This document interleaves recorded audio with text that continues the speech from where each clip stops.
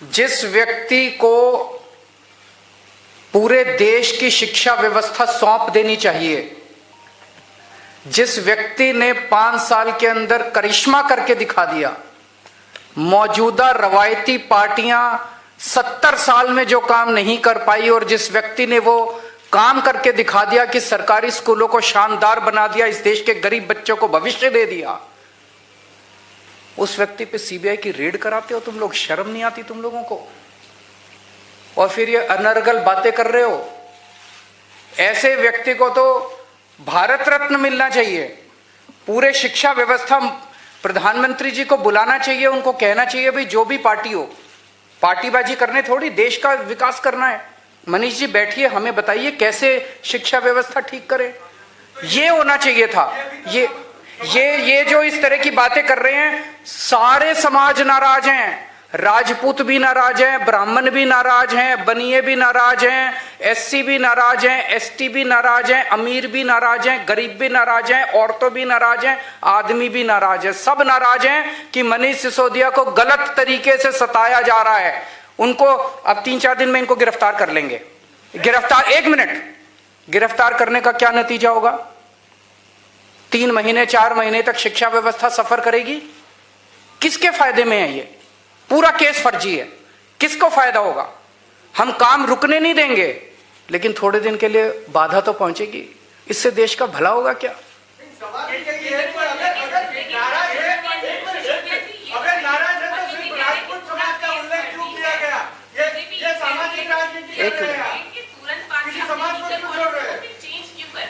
क्या चेंज कर दिया? लीगल पॉलिसी जो थी सीबीआई की रेड होने के बाद तुरंत ही आप लोगों ने लीगल पॉलिसी को चेंज क्यों कर दिया? सीबीआई की रेड होने के बाद नहीं किया। 1 अगस्त को किया था। उसका कारण है 850 दुकानें खुलनी थी दिल्ली के अंदर। एक एक करके 350 दुकानें खुल पाई, 500 दुकानें नहीं खुल पाई। जिस तरह से केंद्र सरकार और सारी एजेंसीज दबाव डाल रही थी हमारे अफसरों के ऊपर, अफसरों ने उस पॉलिसी के तहत नई दुकानें का ठेका करना, नीलामी करने के लिए मना कर दिया। एलजी का दबाव था, पुलिस का दबाव था, सेंट्रल एजेंसीज का दबाव था।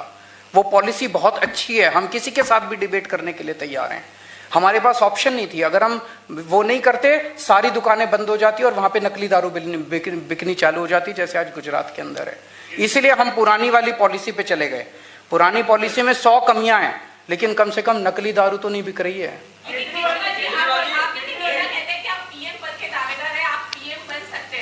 हमारे को कोई लालसा नहीं है। जैसा मनीष जी ने कहा, ये सीएम बनने नहीं आए और मैं भी पीएम बनने नहीं आया। हमारा एक ही सपना है। 75 साल हो गए हमारे देश को, अभी तक हमारा देश पिछड़ा क्यों रह गया? हमारे बाद जो देश आजाद हुए वो हमसे आगे चले गए। सिंगापुर आगे चला गया, जापान आगे चला गया, जापान तहस नहस हो गया था, जर्मनी तहस। हम पीछे क्यों रह गए?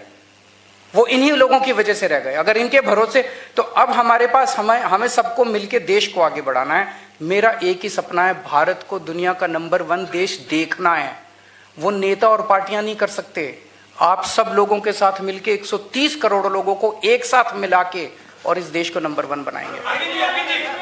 गुजरात में सरकार बनेगी तो क्या यहाँ भी लीकर मुक्त करेंगे? नहीं, बिल्कुल नहीं करेंगे। हम जो पॉलिसी आज नशाबंदी की चल रही है, वो नशाबंदी की पॉलिसी लागू रखेंगे, लेकिन गैर कानूनी शराब का धंधा नहीं करेंगे। वो धंधा करते हैं, 10,000 करोड़ की दारू का धंधा करते हैं, ये उनका धंधा है। हम अपनी पार्टी को गैर कानूनी शराब बेच के नहीं चलाएंगे।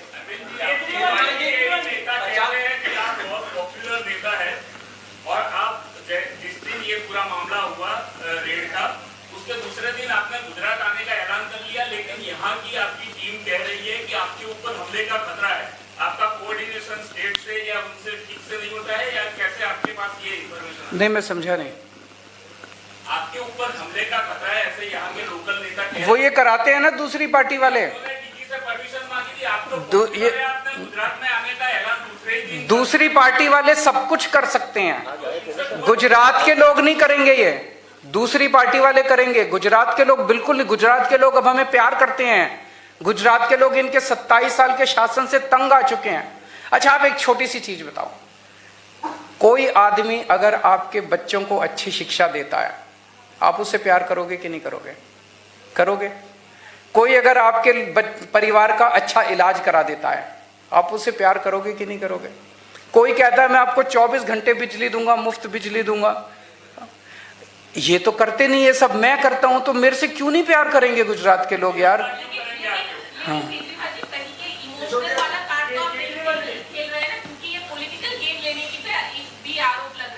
वो तो आरोप लगाते रहेंगे, उनको मत सुनिए आप, गुजरात की जनता को सुनिए। गुजरात आज ये सारा, मैं आपसे एक पूछता हूं प्रश्न, ये सारा रेड वेड अब अचानक क्यों चालू हो गई? इसको गिरफ्तार कर लिया, एक और कल केस एक और रजिस्टर कर दिया, अभी तो बहुत गिरफ्तारियां होंगी। ये सब गुजरात के चुनाव की वजह से। दिसंबर में खत्म हो जाएगा, दिसंबर तक हो रहा है बस, ये दिसंबर तक चुनाव हो जाएगा गुजरात का। गुजरात में भारतीय जनता पार्टी की जमीन खिसक रही है, इनका 27 साल का शासन खिसक रहा है। अभी मनीष भी गिरफ्तार होंगे और भी कई हो सकता है, मेरे को भी करने, क्या करेंगे क्या नहीं करेंगे, कुछ भी कर सकते हैं। लास्ट क्वेश्चन,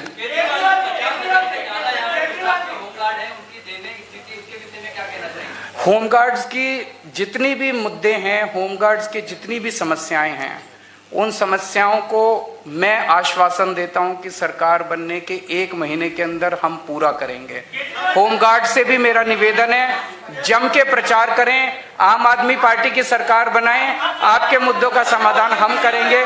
दिल्ली में हमने एक स्कीम बनाई है, अगर किसी का भी एक्सीडेंट होता है उसका पूरा इलाज हम मुफ्त कराते हैं, चाहे उसका प्राइवेट में कराना पड़े। अगर सीरियस एक्सीडेंट हो जाए और सरकारी अस्पताल में नहीं हो सकता तो बेस्ट से बेस्ट प्राइवेट अस्पताल में उसका इलाज कराते हैं, सारा खर्चा दिल्ली सरकार देती है। अभी तक पिछले 3 साल में 13,000 लोगों की हम जान बचा चुके हैं इस स्कीम के तहत। क्योंकि एक्सीडेंट होता है, लोग कोई उसको उठा के नहीं ले जाता अस्पताल, उसे लगता है मैं अस्पताल ले गया तो मेरे पल्ले पड़ जाएगा। हमने कहा आप अस्पताल ले जाओ, उसका सारा खर्चा हम देंगे, बस अस्पताल में ले जाकर उसको एडमिट करा दो। तो ये 5 गारंटी आज मैं स्वास्थ्य के क्षेत्र में दे रहा हूं।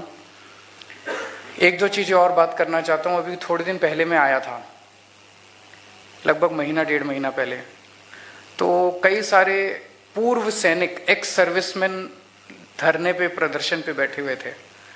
तो उनकी एक डिमांड ये थी कि जो गुजरात का रहने वाला व्यक्ति सेना में शहीद हो जाता है बॉर्डर पे, तो उसको उचित मुआवजा नहीं मिलता।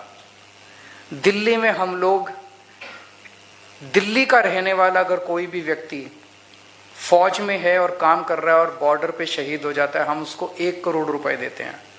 तो उस टाइम मैंने उनके बिहाफ पे मैंने ऐलान किया था कि हमारी सरकार बनेगी तो हम उनको 1 करोड़ रुपए देंगे। मुझे बेहद खुशी है कि कल गुजरात सरकार ने ऐलान किया है कि वो भी अपने पूर्व सैनिक, कोई भी शहीद होगा तो उसको 1 करोड़ रुपए की राशि देगी। मैं इसके लिए गुजरात सरकार का आभार व्यक्त करता हूं। लेकिन एक डिमांड और है मेरी। हमारी दिल्ली में जो स्कीम है उसमें सैनिक भी शामिल हैं और पुलिस वाले भी शामिल हैं, क्योंकि पुलिस भी अपनी जान जोखिम में डाल के उनको बचाती है। तो अगर कोई पुलिस वाला भी किसी ऑपरेशन में शहीद हो जाता है, उसके परिवार को भी मैं खुद उनके घर जाके 1 करोड़ का चेक दे के आता हूँ। तो गुजरात पुलिस के भी कर्मचारियों को इसमें शामिल किया जाए 1 करोड़ रुपए वाली स्कीम के अंदर, कि अगर गुजरात पुलिस का भी कोई व्यक्ति शहीद होता है तो उसको भी 1 करोड़ मिलेगा। दूसरी चीज,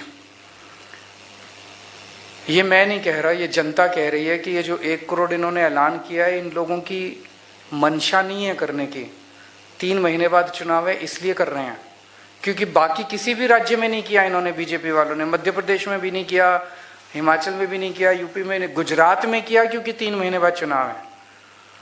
तो जनता ऐसा कह रही है कि इनकी मंशा नहीं है करने की। पहले 1 लाख रुपए देते थे, अभी तक वो भी देते नहीं थे, कागजों में थे, लोगों को धक्के खाने पड़ते थे 1 लाख रुपए लेने के लिए भी। मेरा ये निवेदन है गुजरात सरकार से, अगले 10 दिन के अंदर पिछले 5 साल में जितने भी शहीद हुए हैं लोग, उनको सबको 1-1 करोड़ रुपए की राशि दी जाए, ताकि जनता को भरोसा होगे कि आप देंगे, आप झूठा ऐलान नहीं कर रहे। और अगर गुजरात सरकार नहीं देती तो हमारी सरकार बनने के बाद 10 दिन के अंदर, सरकार बनने के 10 दिन के अंदर 5 साल में जितने गुजरात के रहने वाले शहीद हुए, उन सबके परिवारों को हम 1-1 करोड़ रुपए की राशि देंगे। एक बात कि स्टेट ट्रांसपोर्ट के जो एम्प्लॉयज हैं, स्टेट ट्रांसपोर्ट में जो काम करने वाले हैं, उनकी तनख्वाह बहुत कम है। जो कच्चे कर्मचारी हैं उनकी तनख्वाह बहुत कम है, वो प्रोटेस्ट कर रहे हैं। वो बहुत ज़्यादा कंडक्टर हैं, ड्राइवर हैं, वो बहुत ज़्यादा दुखी हैं, मेरे से मिलने के लिए आए थे। मैं ऐलान करता हूं कि हमारी सरकार बनने के 1 महीने के अंदर उनकी जितनी मांगे हैं वो सारी मांगे पूरी की जाएंगी।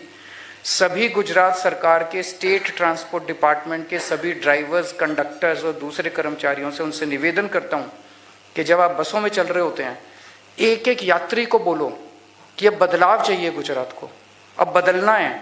एक एक यात्री को बोलो कि इस बार झाड़ू पे वोट डालनी है। सारे ड्राइवर, सारे कंडक्टर लग जाओ, 3 महीने का टाइम है। सब लोग एक एक यात्री को, हर बस के अंदर एक एक यात्री को बोलो और खड़े होकर सामने बोलो कि इस बार झाड़ू पे वोट डालनी है। आपका काम करने की जिम्मेदारी मेरी है, आपकी तनख्वाह 1 महीने के अंदर हम बढ़ा देंगे।